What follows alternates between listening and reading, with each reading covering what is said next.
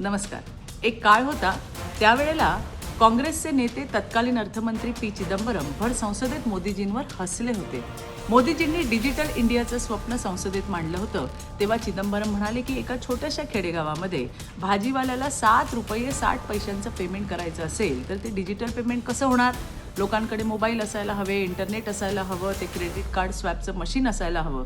पण लक्षात ठेवा, जिथे काँग्रेसची विचारशक्ती संपते तिथे मोदीजींचे विचार सुरू होतात. मोदीजी कधीच हवेत बोलत नाही. ते जेव्हा एखादं स्वप्न दाखवतात तेव्हा ते पूर्ण होतंच आणि गेली 10 वर्ष आपण हे डिजिटल इंडियाचं स्वप्न जगतोय.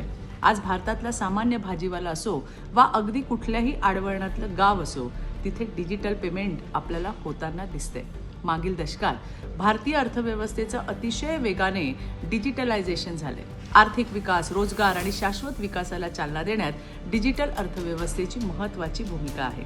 स्टेट ऑफ इंडियाच्या 2014च्या डिजिटल अर्थव्यवस्था अहवालानुसार अर्थव्यवस्था निहाय डिजिटलायझेशनच्या बाबतीत भारत जगातील 3ऱ्या क्रमांकाचा देश आहे आणि UPIचा जास्तीत जास्त वैयक्तिक स्तरावर वापर करणाऱ्या 20 देशांमध्ये भारत 12व्या स्थानी आहे. भारताची डिजिटल अर्थव्यवस्था एकूण अर्थव्यवस्थेच्या तुलनेत जवळपास दुप्पट वेगाने वाढेल अशी अपेक्षा असून 2029 ते 2030 पर्यंत राष्ट्रीय उत्पन्नाच्या जवळपास 1/5 योगदान येईल.